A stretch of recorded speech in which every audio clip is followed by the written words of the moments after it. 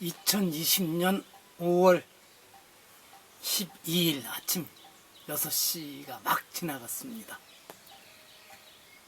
오늘도 버릴 수 없는 거의 치료 불가능한 이 부지런증 때문에 4시쯤 일어나서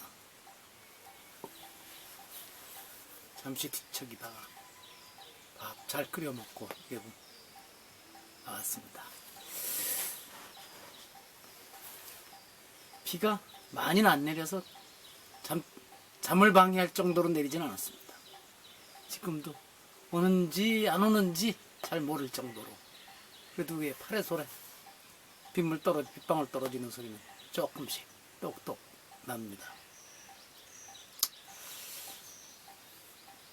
어제 그냥 이런저런 하다가 어떤 사람이 책을 냈는데 무슨 원 교수 이래고 타이틀을 해서 냈다는 소식을 듣고 제가 나도 교수 타이틀 명함 하나 만들어 볼까, 소속은 사기꾼 타도원 이러고 짧게 페이스북에 올려놨더니 혹시 내가 무슨 어려운 일이 있어서 화나는 일이 있어서 그러나 하고 몇 분이 댓글을 달았어요.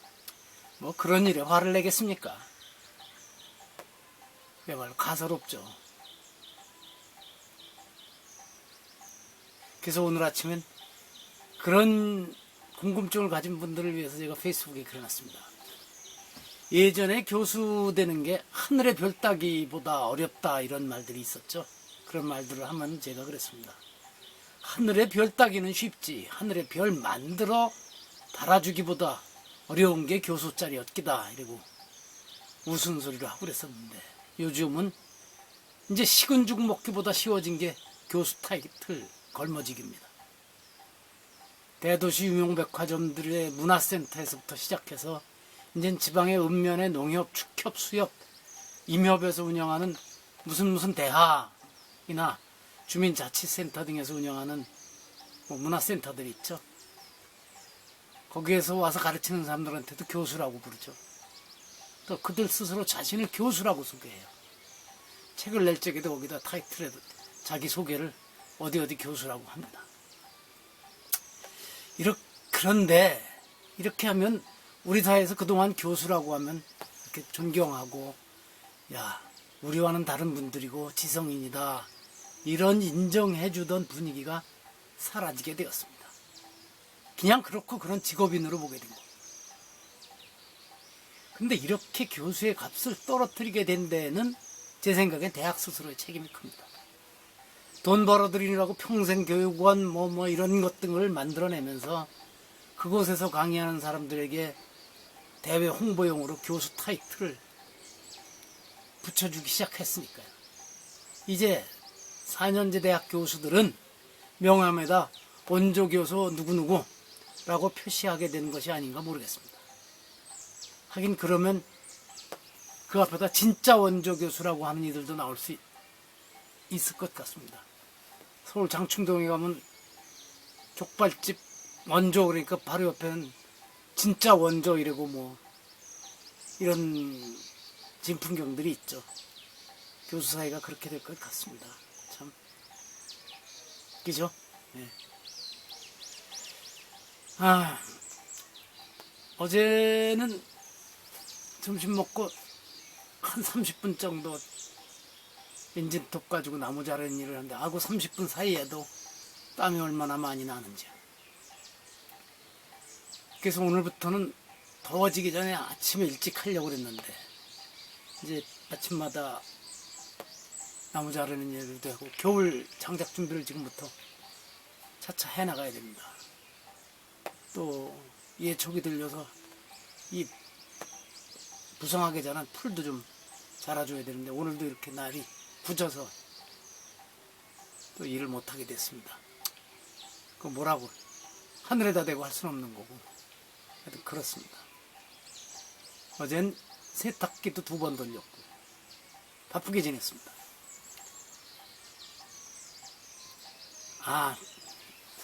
마하트마 간디의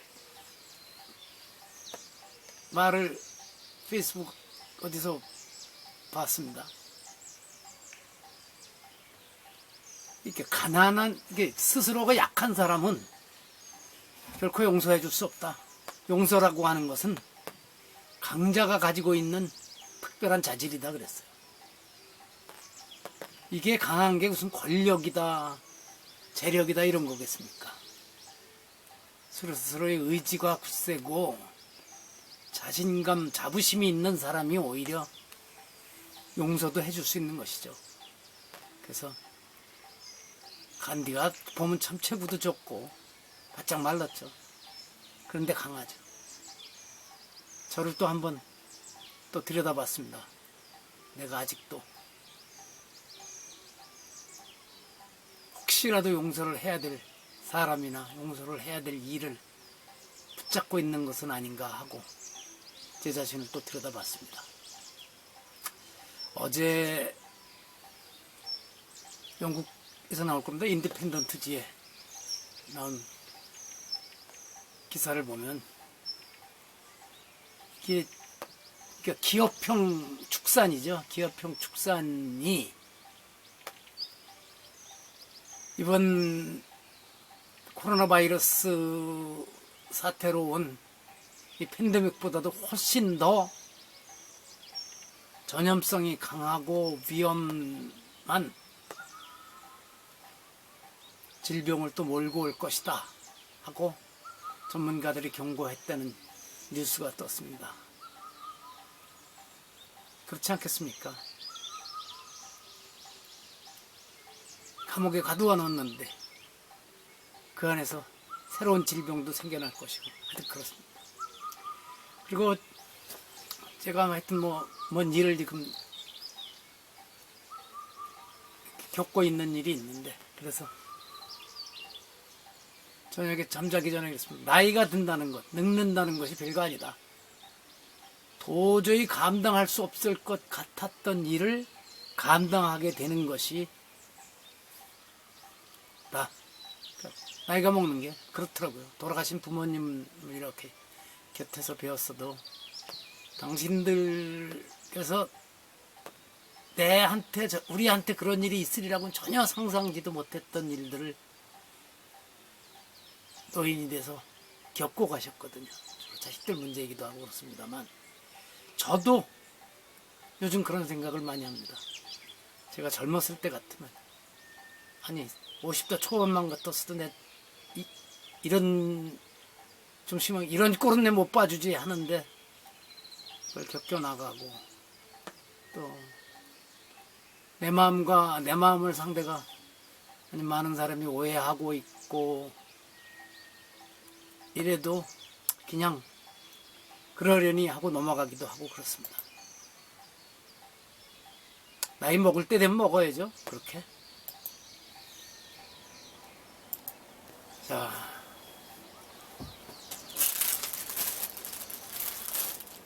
오늘 또 중국 고전에 나오는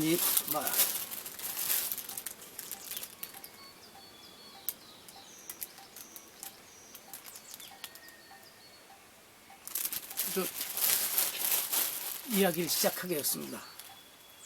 이게 순자 왕제편에 나오는 얘기인데요. 군자 주야, 서인자 수야, 수죽 제주, 수즉 복주, 군 2차 사위, 즉 위장원 이 부지의.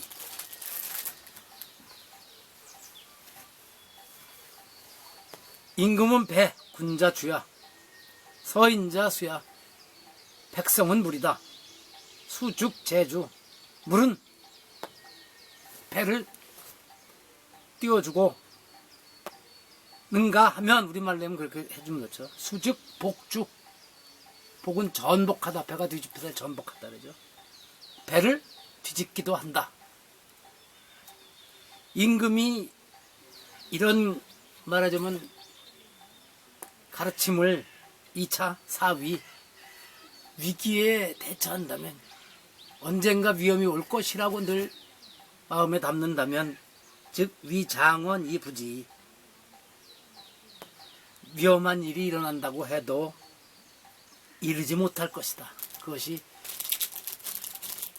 수습될 수 있을 것이다. 이런 뜻이죠. 근데 이 말을 순자에 나와서도 뭐 알려지기도 했지만 중국 당나라 태종의 언행을 편찬한 오공이라는 사람이 편찬한 정관정요라는 책이 있습니다. 이건 현재까지도 말하자면 지도자들을 위한 교과서 비슷한 역할을 하고 있는데, 거기에 보면은 당시의 명재상이었던 위징이 당태종에게 무엇인가를 간하면서 이 얘기를 합니다. 이런 말이 있습니다. 뭐죠? 조심하라는 얘기죠. 백성들한테 함부로 하다가는 백성들이 우리를 뒤집어 엎을 수가 있습니다. 이런 얘기를 했죠. 근데 이게 꼭 임금, 옛날이니까 임금하고 백성이라고 그랬지. 요즘 같으면 대통령이 됐든 국회의원이 됐든 시장 군수가 됐든 아니면 가정에서 가장도 그렇고 회사의 사장도 그렇고 종교계에 말하자면 교황이나 주교나 아니면 불교계 총무원장이나 교회협회 총무나 요즘 말썽만은 어디죠? 한기총회 대표회장이나 다 마찬가지가 아니겠을까요?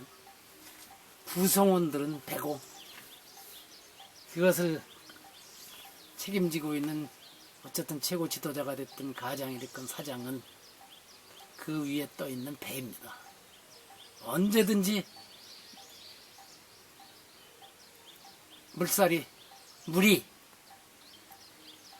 불만을 가지고 요동치기 시작하면 그 배를 삼켜버리게 될 것입니다. 이런 걸 늘 염두에 두어야 하죠.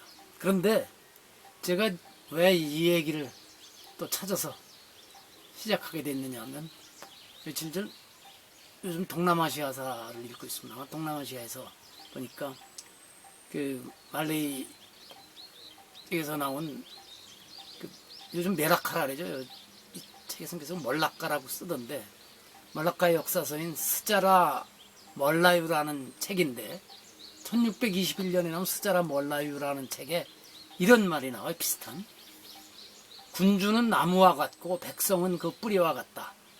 나무는 뿌리 없이 올바로 지탱할 수 없다.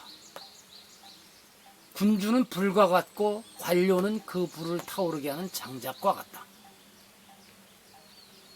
제 생각에 이 역사책을 쓴 이 말라카의 역사가나 그 당시에 그쪽에서 돌던 말이 순자나 정관정요를 통해서 배워가지고 한 말은 아닐 가능성이 높습니다. 그러니까 스스로의 인식들이 그랬던 거죠. 임금이 독재하지 않게 혼자만 잘났다고 하지 않게 하려면 이런 원칙을 자꾸만 제시해 줘야 됐던 거죠. 임금은 나무고 백성은 그 뿌리다. 뿌리 없이 올바로 지탱할 수 있느냐 하는 얘기를 하는 거죠. 또 관료가 없으면 어떻게 해야 됐습니까? 그래서 군주는 불이고 관료는 그 불을 타오르게 하는 장작과 같다고 합니다.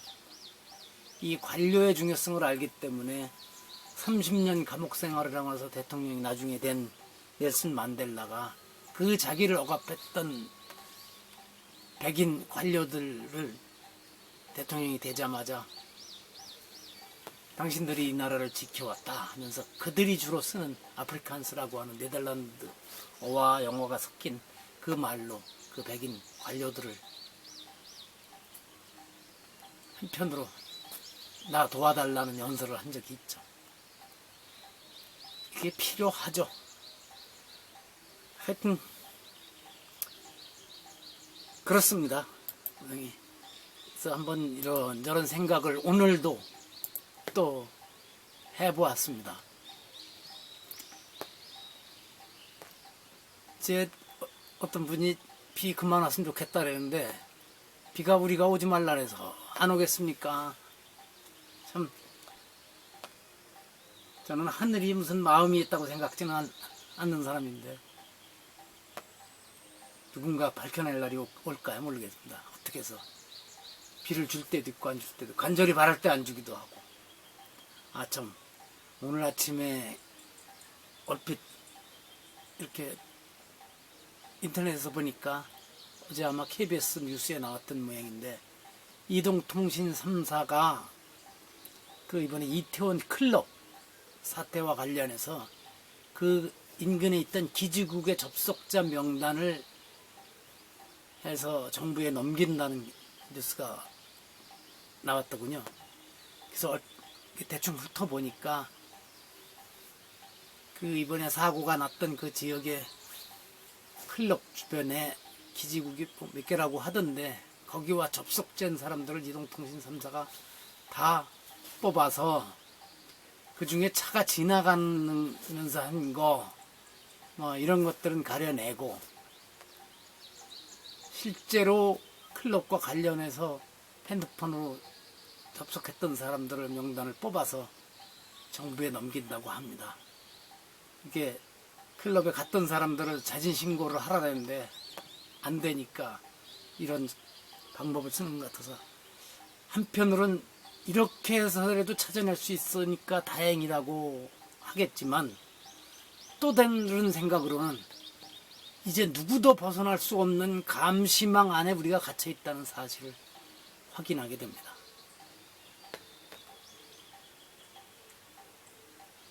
이제 다른 곳이 아니라 이 전화기를 거의 모든 국민이 쓰고 있는데, 전화기 사용으로 해서 이동통신 회사들이 우리의 모든 것을 다 들여다보고 있을 수가 있습니다. 그리고 이동통신 회사들도 어쩔 수 없이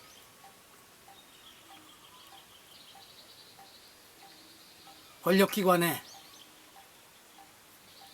그것을 필요하면 넘겨줄 수밖에 없는 상황이니까 참 철저한 감시사회가 오늘입니다. 몇 해 전 읽은 세계사를 움직이는 5가지 민가에서도 쭉 이렇게 짚어나오면서 이 감시사회 얘기를 했는데, 실제로 우리가 승용차를 타고 다니면, 아니면 뭐 버스나 지하철을 타든, 제가 찍은 교통카드로 해서 어디를 몇 시에 통과했는지 다 나오고, 나도 모르는 사이에 내가 운전하고 다니면서 찍힌 CCTV에 나의 일거수일투족이 거의 남아있죠. 이건 옳고 그름의 문제는 아니고, 어쨌든 이런 감시사회 속에 살고 있다는 것을 알고는 있어야 할 것 같습니다. 옳다 그르다는 판단을 할 수 있는 문제는 아닙니다. 이렇게 해서 오늘은 20분이 채 안 되는 시간에 38번째 영상 편지를 마칩니다. 다시 한번 읽어보겠습니다. 군자 주야, 서인자 수야, 수죽 제주, 수죽 복주, 군 2차 사위, 즉 위장원 이 부지의.